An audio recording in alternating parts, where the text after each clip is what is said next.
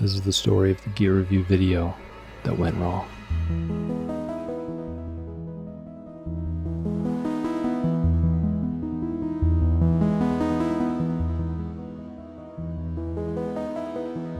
Hey, doing something a little different this week, as you can see, not in the office this time. Normally I make videos about how to improve the storytelling in your filmmaking, but every once in a while I like to delve into some pieces of gear that... This is the story of a YouTube video that went wrong because of my gas. But to properly tell the story of this video, first we need to cover how I got gas. Gear acquisition syndrome.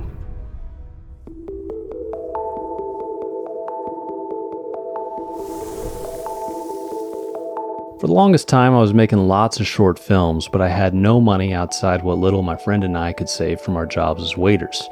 So you end up just working with the basics. A camera, which is a big investment, but you make it last at least a few years. Some vintage photo lenses and adapters to make them fit on the camera. A secondhand shotgun mic from Craigslist. A sound recorder. Crappy no-name tripod from Amazon. And clamp lights from Home Depot with wax paper in the front for diffusion. And that was pretty much it. Anything else we needed, we had to rent, find somebody who would lend it to us, or build it ourselves. And what were we able to accomplish with such meager gear?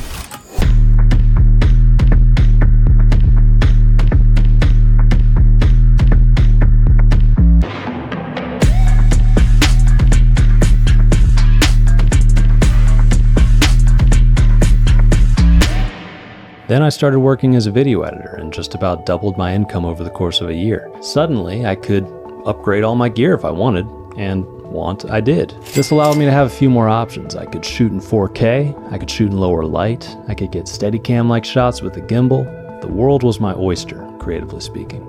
And then the craziest thing happened. A company in China saw what at the time was my fledgling little YouTube channel and emailed me offering a piece of gear if I'd review it on the channel, and I'd get that gear for free. It was only a $120 wireless mic kit, but I have never been so excited to get something for free in my life.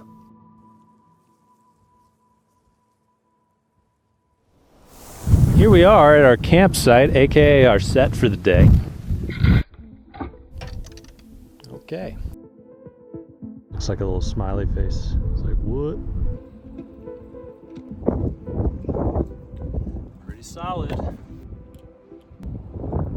After making the most useful video I could about getting good audio on a budget for filmmakers and incorporating a review of the product inside that video, I felt that I earned that mic kit, even if barely anybody was watching my videos at the time. Now, this was a fun, novel experience, but I knew when I started this channel, I didn't want it to be another gear review channel. There's already so many of them out there, and I wanted to offer something different. I wanted to explore the storytelling aspects of narrative filmmaking specifically, for people like me who just like going out there and making movies, even if they don't have the money and the tools that Hollywood filmmakers have. But soon, something even crazier happened. My little channel started getting a lot of traffic, and another email came, this time from a company that I actually already knew and loved, and I was throwing money at left and right anyways, and they were offering me a $200 light, a light that I would love to have, and that I knew I could do a lot with. Well, I couldn't pass that up, so I made a video for it, and I tried to couch the review in practical demonstrations and tips for low-budget filmmakers on how to light a scene. And fortunately,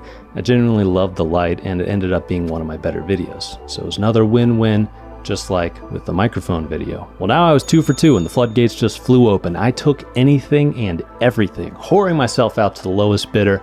It didn't matter, it didn't even have to be film gear. Got a free backpack? I'll take it. Digital display frame that's pixelated? Hell yeah. Send me that bull. It wasn't long before I had a whole backlog of random products just sitting in my office here that I was sort of supposed to incorporate into videos on the channel.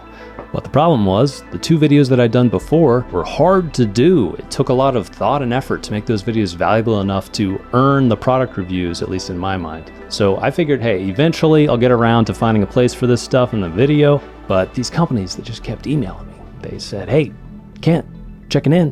Do you have a date for the video? What's going on, buddy? As the emails kept coming in, the pressure kept growing, and I started getting a little worried.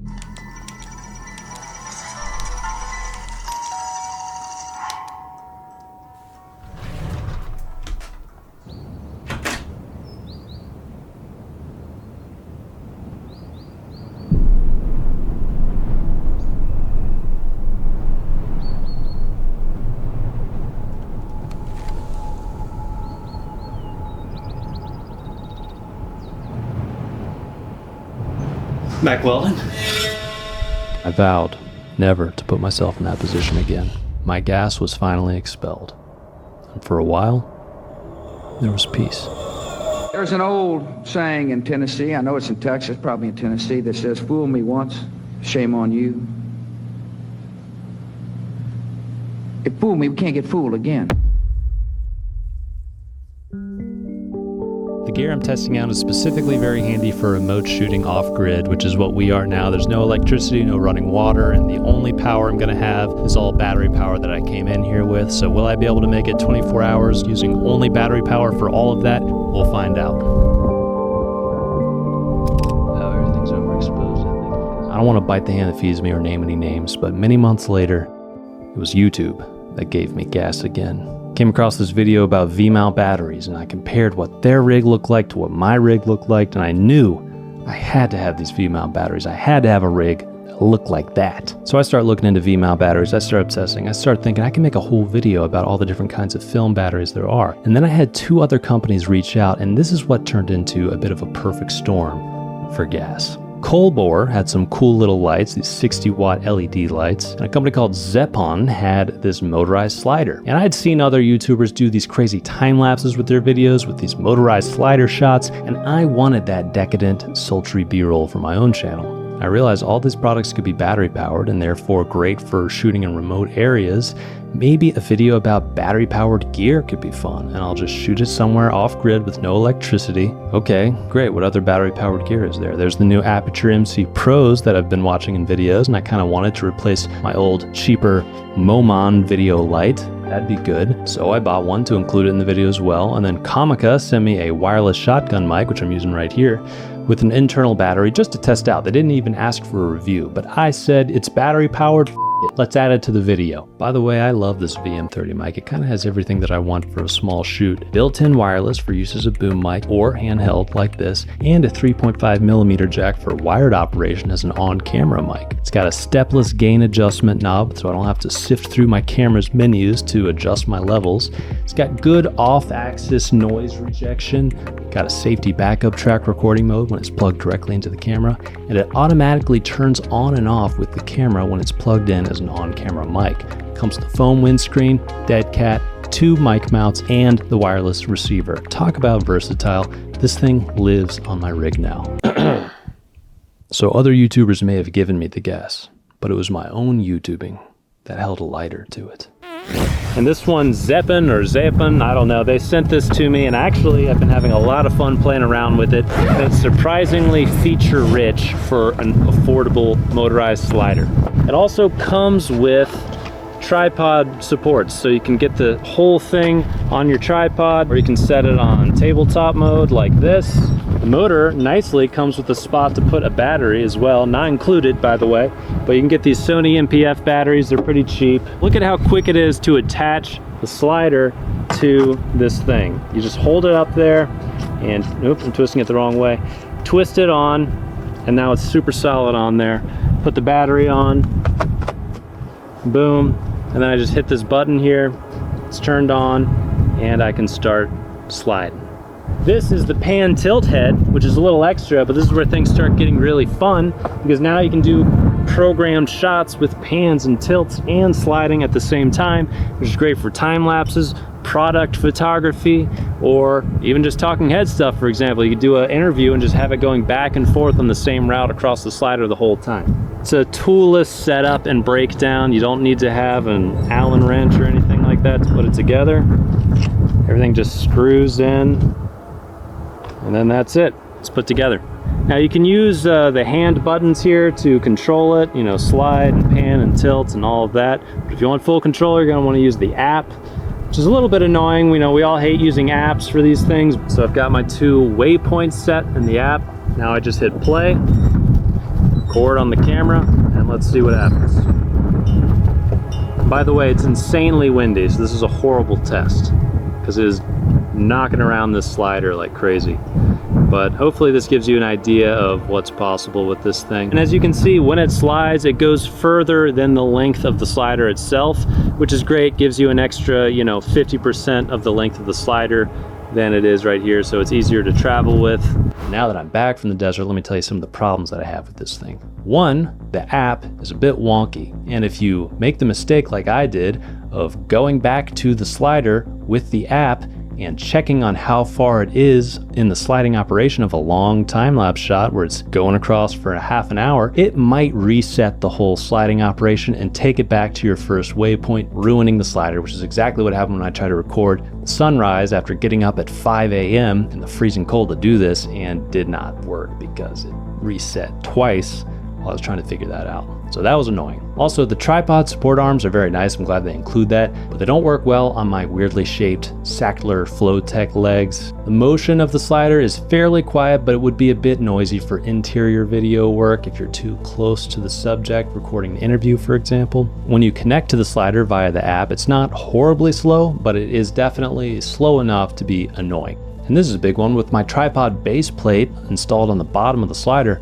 it won't fit into the case, which means that I have to remove the base plate and screw it back on every time I actually want to use the slider, which is just a little ridiculous. So you could definitely just leave some space in that case for a tripod base plate to just live there, right? Still, for the price, you're not going to do much better than this slider in terms of the features and the usability of it, so I recommend it. Let's talk a little bit about the financial incentive of YouTubers to push gear, which I believe leads to a lot of gas for people that live on this YouTubing filmmaking algorithm. First of all, when a company sends us something, we're getting free gear ourselves. And for products that we're linking to on Amazon, say, we're getting an affiliate cut of any sales that are made through the links in our description. So even though Amazon might only give us like 2% of each sale, if we're talking about big ticket items like a new camera and you're buying it through our link, those add up pretty quick and they're a really valuable source of income. All these types of revenue, they're essential to YouTubers in our niche because we're usually not getting the kinds of insane views and YouTube ad revenue that somebody like Mr. Beast or whoever, your stereotypical famous YouTubers, are gonna get. Also, we're definitely not cool enough for people to buy our merch.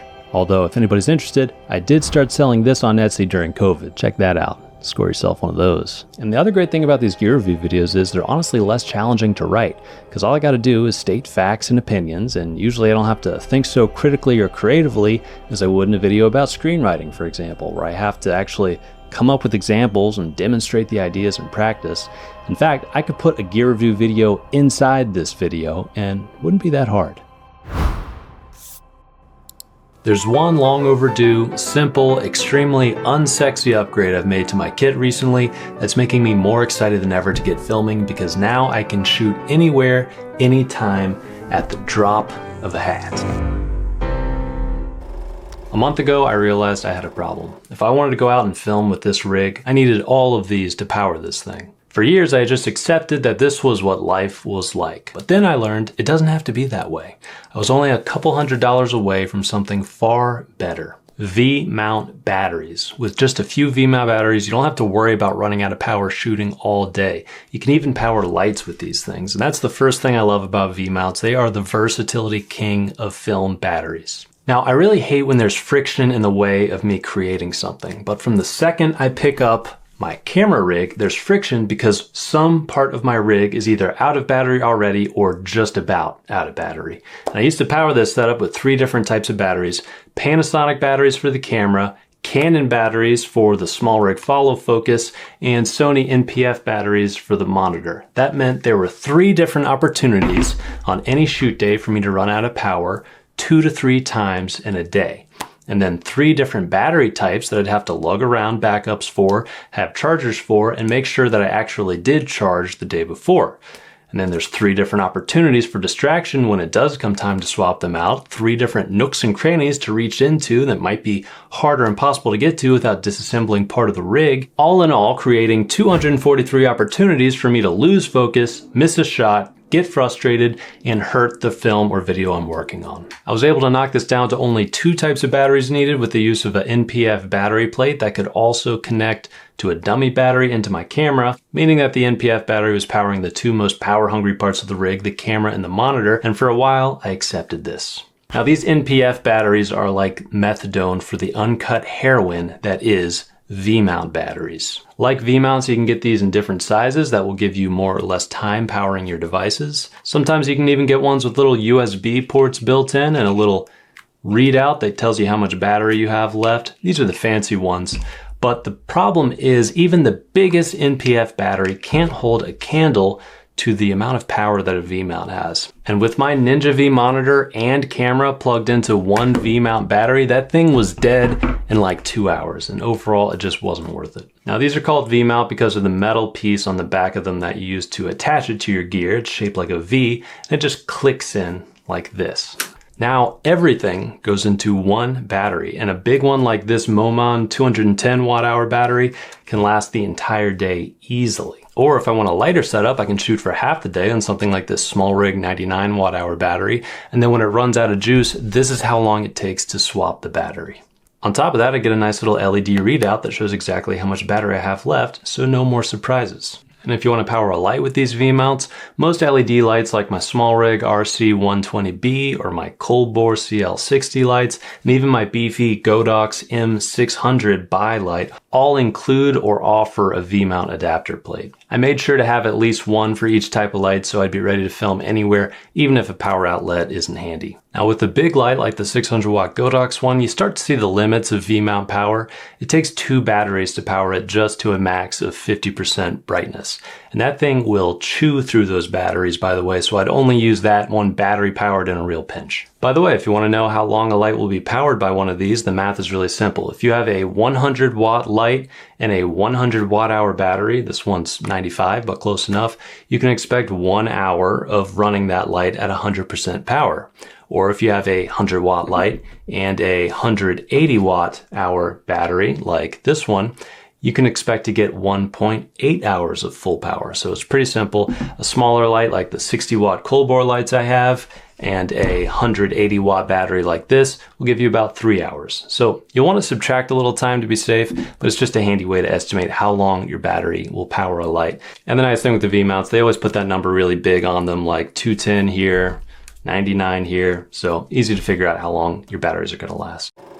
Now let's talk about the different types of V-mount batteries and how you can use them to power almost anything you want. First thing you might notice is you have kind of the old school tall V-mount batteries, and then you got the short kings that have been popping up lately and are really popular and great for camera rigs. I like to use the tall ones for lights or whatever else, but the short ones just fit so much more cleanly on a camera rig and don't obscure any of the controls on top of the camera. So it's a little more convenient. You also have really heavy ones versus really light ones, and that's just simple math of the more power you need, the more weight it's going to be. It's kind of unavoidable. One important thing to note is you might see a lot of these that are at 99 watt hours, and you might say, why isn't it just 100? Well, there are airline limitations of 100 watt hours is the maximum size battery you can bring onto a plane. So a lot of companies will throw them in at 99 just to be safe, and you can bring these onto a plane. You don't have to worry about it. Now, if you wanted to bring something bigger, like this 210 watt monster, you're gonna have to jump through a bunch of hoops or potentially mail it to yourself at the destination. So it's a little less convenient if you plan on traveling with these things. You also have your budget batteries and your fancy batteries. Now the budget ones and the fancy ones are still going to power the same devices just as long as the watt hours say they will, but you just have less versatility and it's much uglier. Now in terms of performance, I haven't noticed any difference between the cheaper or more expensive batteries. The real difference that you're getting when you pay more for like a small rig battery like this one versus the Raytrick ones, which are on the low end of V-mount batteries, is this one just doesn't have many ports. It's got a D-tap port, which is kind of the standard port for these V-mount batteries, and one USB-A port, and that's about it. And you know, it's one of the tall form factors, so it's a little less convenient. The small rig, which is on the upper end, probably the most expensive V-mount batteries out there, has so many ports. A USB-A, a USB-C, a 12 volt out, an 8 volt out, and you get a D-tap on the side, and you get the LED screen readout, and it is just by far the most aesthetically slick presentation. Now the ZG Cine has many of the same features. It's got a USB-A, 2 USB-C ports, and a D-tap, and the screen readout. Actually, this one is in full color, which is kind of nice. They're pretty much the same size and weight. The small rig is going to give you that 8 and 12 volt port. This one's going to give you an extra USB-C port instead. This one's going to cost much less. I think the reason for that price difference is really the aesthetics of the small rig are kind of hard to beat. I don't really like having orange pops of color on my camera rig, kind of stands out. This battery's a little too, hey, look at me for my taste. And all the others I tested are appropriately ugly and function first with just that D-tap and USB-A port and LED readout for the battery levels. And if you're concerned about the lack of port options on the more budget end V-mount batteries, there is a loophole that lets you get around all that, and that is getting a V-mount adapter plate for your camera rig, like this one from Small Rig, which has ports for your D-tap, a 12-volt output, an 8-volt output, and another D-tap, which is going to give you probably all the connectivity you're ever going to need for your camera rig right here. Even if you just have the cheapest of V-mount batteries, you can plug that into there, and now everything's plugged in through the adapter. You're getting all that functionality and the added benefit of not needing to plug things in and out of the battery itself every time you want to swap it. It's just unplug, plug, you're done. Most cheaper V-mount batteries will also come with the charging cable for your battery that just plugs into the D-tap like that, plugged into the wall. However, if you get into the V-mount ecosystem and you have 3 or more batteries, I highly recommend getting a multi-battery charger like this one from Neewer. It's just much quicker and easier to charge multiple batteries at a time, leave it on overnight or whatever. Although this is a bit of an extra investment, it's probably going to cost you, as much as a low-end 100 watt-hour battery.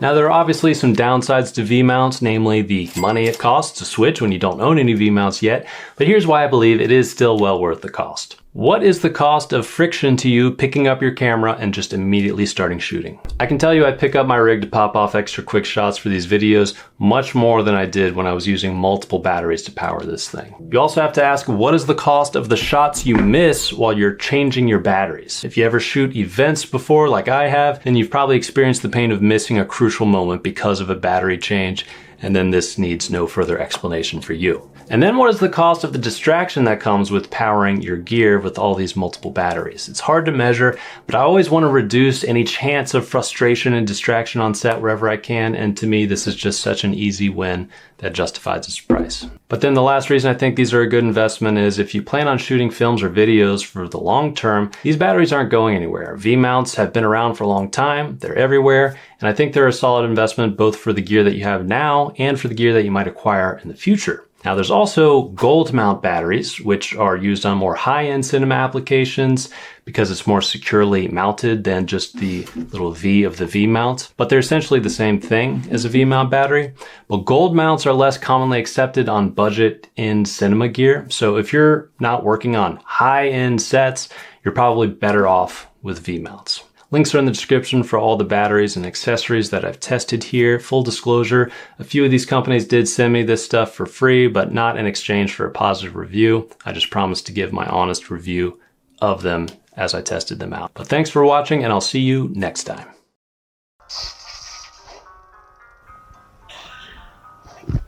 See? And there's nothing wrong with these videos at all. I find that most YouTubers are really honest about the gear they review, and this type of video is extremely valuable service to consumers like me who agonize and research every single detail of every purchase they make, especially when it comes to film gear. But the problem is, I'm not Caleb Pike from DSLR Video Shooter. I'm not Gerald Undone. Those guys are amazing at reviewing gear. I just don't have the same passion for it that they do, so I can try to emulate them, but I'm only going to be setting myself up for disappointment. And the only way I can do those types of videos and not feel that disappointment is to use the gear I'm reviewing as an educational opportunity for some practical aspect of filmmaking like I did before. The problem is when I got out to the desert and tried to incorporate this gear into practical lessons on filmmaking, I was coming up empty. In fact, it seemed like nothing about this video was going to work at all.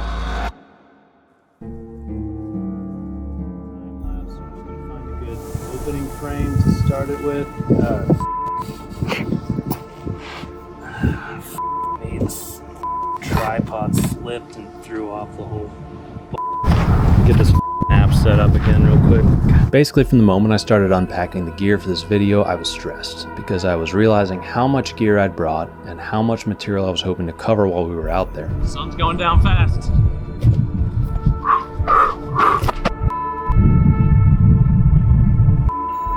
App froze. The other thing that surprised me was how incredibly windy it was. We were getting 20 miles per hour gusts of wind, which was really distracting, and every time I set something down, I was worried it was going to blow over or completely fly away. Everything was just taking too long, and the footage that I did get felt really underwhelming. With all that wind, once the sun started going down, it was getting cold outside, meaning that if I was going to be testing out these Colbor lights that I brought outside at night like I originally planned to, it was going to be miserable. So I figured, we're sleeping in a geodesic dome tonight at this campsite, let's just shoot something in there. That should look cool. And you know, when I came up with this video idea, I felt so smart because I was like, I'm going to be getting a cool video and a fun trip with my girlfriend out of this at the same time. And in reality, I was getting neither, because besides the footage sucking, I was way too stressed and grumpy the whole time I was out there to enjoy any of the beauty or potential romance of the trip. Which sucked, because this was probably one of the coolest Airbnbs that I've ever stayed at. So shout out to @hilltop.getaway if you want to stay there yourself.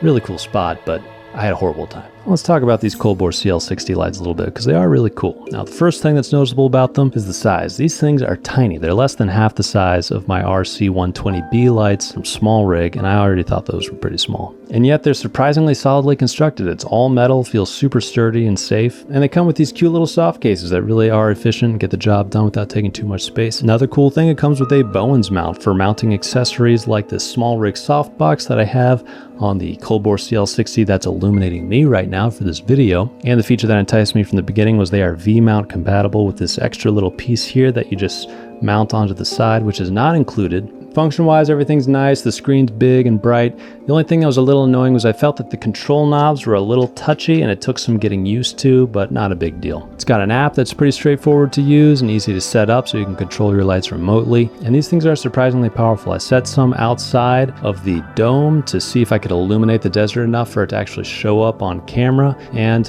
you know what? Kind of worked. And they're quite affordable. If you want to save some money, you can get just the daylight version, or you can pony up a little more for a bi-color version, or even a little more for the fully RGB version, which is what I have up here.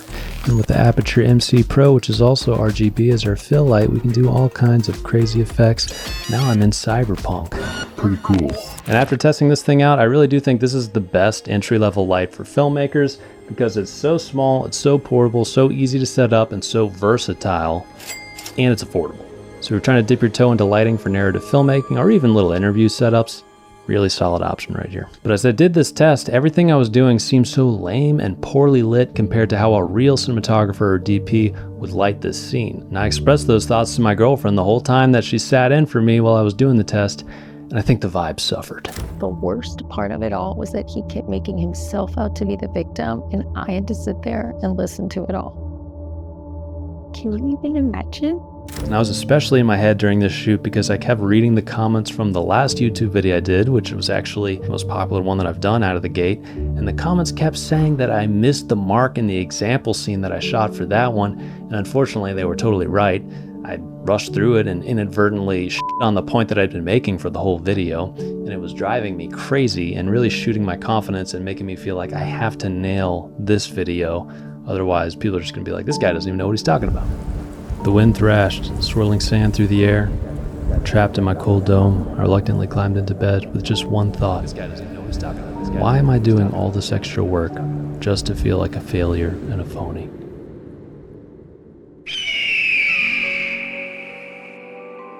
I came home from the desert, dirty, tired, and defeated. I couldn't even bring myself to dump the footage in the computer or take a look at it. Instead, I retreated to playing Breath of the Wild for 8 hours straight just to take my mind off the feeling of failure and rudderlessness. I figured I'll deal with reality tomorrow. Well, the next day as I sat down to look at the footage, a couple things happened. One, I realized that the time lapses and some of the footage wasn't as bad as I thought. Maybe I was catastrophizing a little bit.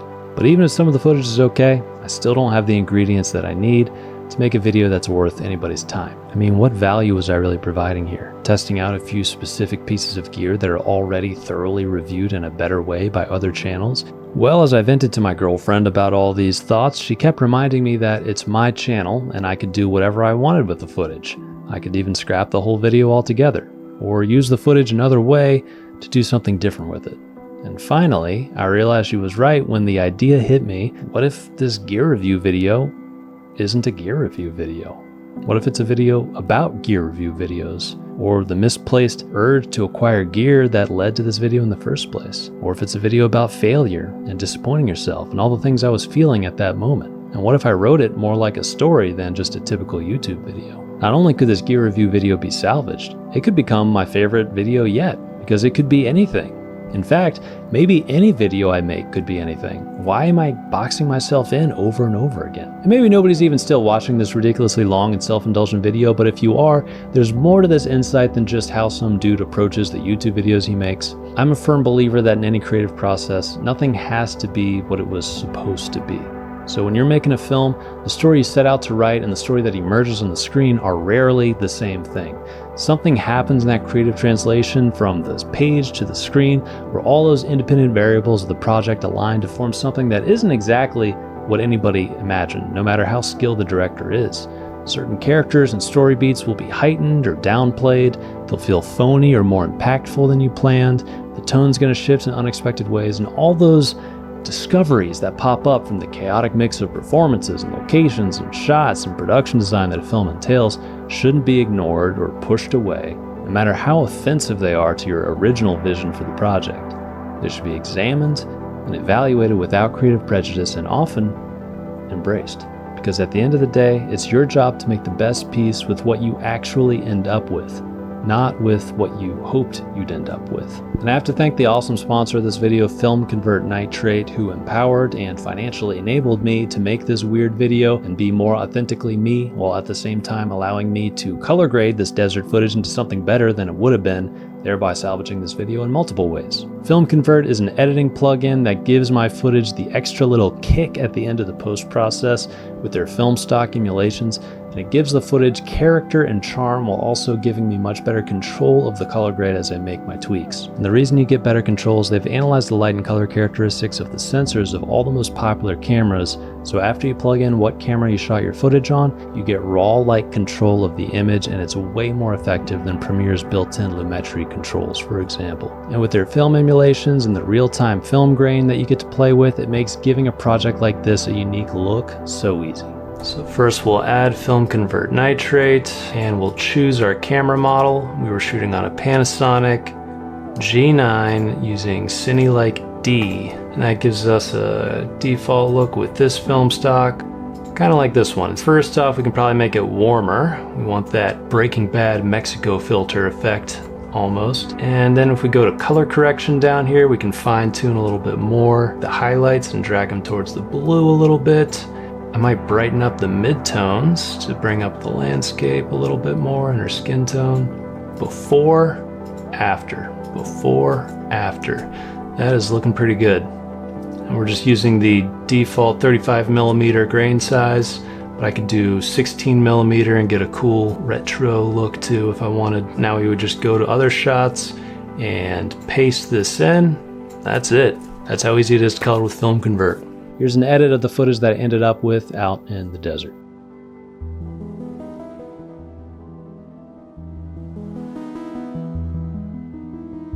And am I going to stop doing product reviews altogether? No, but I won't let my gas influence my videos anymore.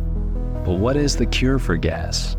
I think it's accepting that gear usually isn't the answer, because when I look at my younger self and the creative output I had at that time, in spite of the gear that I had, it was people that made me a better filmmaker. And that kind of video doesn't grab attention on YouTube or make you more money, but the truth is the people who you collaborate with, who challenge you, who try crazy ideas with you, inspire you, those people are the key to making great work. So ask yourself, do you need that piece of gear? Is it going to make a bigger impact on your work than even one conversation with the right person? Or are you just fixated on this piece of gear and building it up in your head as the magic bullet for leveling up your work? That's what was at the root of my gas. But I hope from watching this video you learn from my mistakes and see that gear acquisition syndrome won't take you to the promised land. To get there, you just need amazing supporters, sometimes. And that's the story of how I lost my gas and got some ass. Thanks, folks. Yep.